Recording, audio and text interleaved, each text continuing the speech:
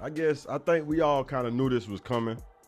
Well, us that, pay attention to the game and what's going on, we kind of knew that, Jay-Z was next on a list, of billionaires to come extort. And I'm not basically saying that all the allegations against him are false. I can't say that. I don't know that. But one thing I know, that they're making lawsuits, civil lawsuits, which don't have any criminal charges connected to them. And the allegations that they're making, you should go to jail off the flap. You know what I'm saying? If you really did this, you should be going to jail. Y'all should be trying to put charges on people, not trying to get paid. You know what I'm saying? That's kind of like, if you ask me, that's what kind of makes it like, you know what I'm saying? Even though it has been, 24 years, 20 some years, you still can get, criminal charges, against them. But it's just, I'm starting to wonder what's the motive of all this now. What's the motive of all this now? You got Diddy. You got Diddy already. Now it's Jay-Z. Now Jay-Z got so much going on, and Jay-Z was with Diddy, and they was R-wording 13-year-old girls together. Like, really? I'm not saying it's a lie. I'm not saying they wasn't, but I don't know, man. Yes, you back on the 808 Lounge with your boy Clint Josie, man. How y'all doing, man? What's going on with you? What's going on with my people out there? What's up with my tribe? What's popping with my 808 Loungers? Yeah, man. This one that I really wasn't happy to talk about, man, to report on. Oh, but it's one that I really knew was coming. I've seen it from a mile away. I spoke on another video, and I was saying that they were gonna come at Diddy. I mean, they were gonna come at Jay-Z. They were gonna come at Sean Carter. After they already came at Sean Puffy Combs. Y'all boys named Sean, man. Y'all need to sit down some goddamn well. But anyway, yeah, I just knew it was coming. You know what I'm saying? They trying to come at all the billionaires, all the deep pocket boys. They trying to get them trying to get some money out of them. That's the craziest thing. It's like, y'all saying people did this to minors and 13-year-olds and all this, but y'all ain't trying to put them in jail. Y'all trying to get some money. Come on, man. That's weary to me. But anyway, it's been alleged that Jay-Z and Puffy R-worded a 13-year-old at an after party of the VMAs, one of those award shows back in the year 2000. And also, we're going to have DJ Academics. I'm going to use some Academics footage to, help us talk about this new lawsuit that just hit Jay-Z. So this 13-year-old shows up, and her friend dropped her off near Radio City Music Hall, and that she could try to attend the VMAs. Now, also interesting, she doesn't have a ticket.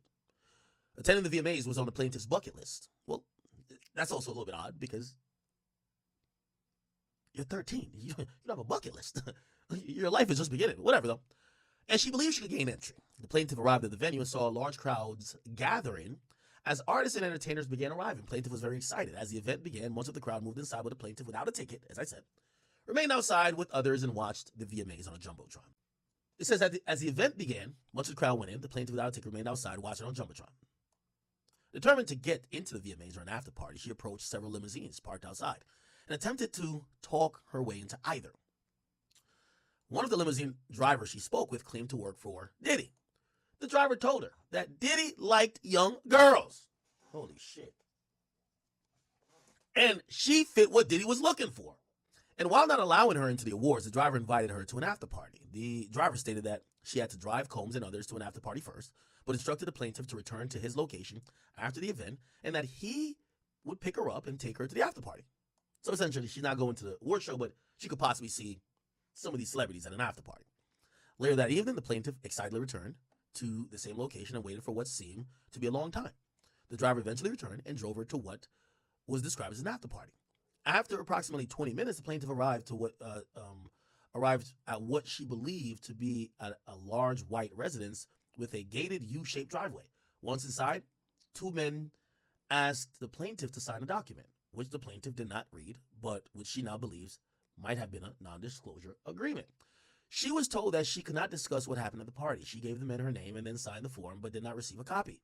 Inside the building, the plaintiff recognized many celebrities as she entered what appeared to be a large living room or foyer containing a large crowd. The plaintiff attempted to mingle in the crowd and talk to several of the celebrities that she recognized and whom she wanted to see at the VMAs. Wait staff circulated through the room carrying trays of drinks, and loud music played throughout the venue. The plaintiff observed a widespread drug use, including marijuana and cocaine. After attempting to talk to numerous celebrities, the plaintiff accepted a drink from one of the waitresses circulating the crowd. The drink was reddish-yellow mixture. It was a reddish-yellow mixture that tasted like orange juice, cranberry, and something bitter. After drinking just a portion of that drink, plaintiff started to feel woozy, lightheaded, making her feel the need to lie down. Looking for a place to rest, the plaintiff walked down what appeared to be a hallway containing several rooms off of it. She entered what appeared to be an empty bedroom so that she could lie down for a moment. She did not lock the door. The room contained only a large bed with no furniture of any kind, television, or any other furnishings. Soon after, Combs entered the room, along with Jay-Z and a female celebrity. Combs aggressively pushed the plaintiff with a crazed look in his eye. Said, "You ready to party?" God damn, I imagine this thing sound like Vince McMahon. Holy. So Combs then threw the plaintiff towards a wall, causing the plaintiff to fall. The plaintiff got back up. Okay, this is like a wrestling match. He threw her against the wall. The plaintiff got back up and stumbled, at which point Combs grabbed her again and threw her on the bed. At that point, Combs began to remove the plaintiff's clothes as she grew more and more disoriented. The plaintiff was then held down by Carter. Oh, wow. Wait, let me read that again. So Diddy threw the 13-year-old towards the wall. The 13-year-old fell. The 13-year-old gets back up. Combs grabbed her again, threw her on the bed. At that point, Jay-Z began removing the girl's clothes as she grew more and more disoriented. The plaintiff was held down by Jay-Z as he vaginally raped her while Combs and Celebrity B watched. After Combs finished, Combs then knocked the plaintiff down. Okay, so Combs then stepped forward. Let's go back to here. Step forward. This is after Jay-Z nutted, allegedly. Step forward, and then he had sex with her too, while Jay-Z and Celebrity B watched. Okay? The Combs then knocked plaintiff down, attempted the plaintiff to perform oral sex on him. She fought back, standing up quickly, punching out at the same time, hitting Combs in the neck. Taken aback, Combs stopped his attempt. When Combs backed away in surprise, plaintiff grabbed her clothes and shoes and ran out the bedroom, holding her dress in the front like a towel. She ran through the residence until she found the front door and was able to leave the party. Although there were other guests still at the party, no one appeared to take notice of the plaintiff's distress or attempted to help her. Once outside, the plaintiff put her clothes back on and left the scene in the dark. The plaintiff attempted to retrace the route taken by the limo. She kept running until she reached a gas station and noticed on her way to the party. A female clerk noticed her distress and allowed her to use the phone. She called her father, admitted that she lied about her whereabouts, and asked him to pick her up. The plaintiff's father arrived to pick her up shortly before dawn. Anybody that's in a rap game and got millions of dollars and billions of dollars need to know that this is also probably coming for you. They coming from everybody, man. It's just that time. And one thing about Jigga Man, Jay-Z, Jigga Man, Sean Carter, whatever you want to call him, bro, ain't taking it laying down. He is not taking it laying down. He also responded to those allegations, and bruh stood on business. He was not playing. He was not joking. He didn't seem like he was afraid at all. You know, he stood on business. All right. This is the letter from Jay-Z. It says, my lawyer has received a blackmail attempt called a demand letter from a lawyer named Tony Busby. What he had calculated was the nature of these allegations and public scrutiny would make me want to settle. No, sir. It had the opposite effect. It made me want to expose you for the fraud you are in a very public fashion. So no, I will not give you one red penny. These allegations are so heinous in nature that I implore you to file a criminal complaint, not a civil one. That's a good point. Not gonna lie. But also here's the thing, and you know, even okay, let's just keep reading. These allegations are so heinous in nature, I implore you to file a criminal complaint, not a civil one. Who would commit such a crime against a minor should be locked away. Would you not agree? These alleged victims would deserve real justice if that was the case. I agree. This lawyer, who I've done a bit of research on, is this Jay typing this or Alex Bureau? This lawyer, who I've did a bit of research on, seems to have a pattern of these type of theatrics.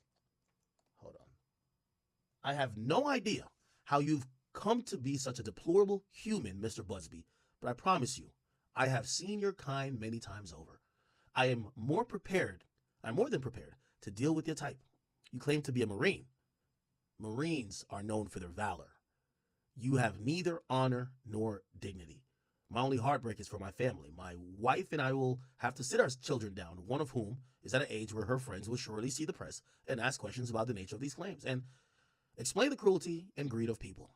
I mourn yet another loss of innocence. Children should not have to endure such at their young age. It is unfair to try to understand inexplicable degrees of malice meant to destroy families and human spirit. My heart and support goes out to the true victims in the world who have to watch how their life story is dressed in costume for profitability by this ambulance chaser in a cheap suit. You have made a terrible error in judgment, thinking that all celebrities are the same.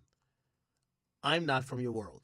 I'm a young man who made it out of the project of Brooklyn. We don't play these type of games. We have very strict codes and honor. We protect children. You seem to exploit people for personal gain. Only your network of conspiracy theorists, fake physics, will believe these idiotic claims you have levied against me, that if not for the seriousness surrounding harm to kids, would be laughable. I look forward to showing you just how different I am. Why does nigga Jay-Z sound like he in Gotham City right now? Nigga sound like Bruce Wayne. I will come back to Gotham City, Joker, and show you how different I am. And you got you got all type of stuff going on. You the tweet that came out talking about Jay-Z, they had you know, Beyonce mother liked it supposedly. You know, and when she liked it, well, she said she didn't like it because she's saying that she was hacked.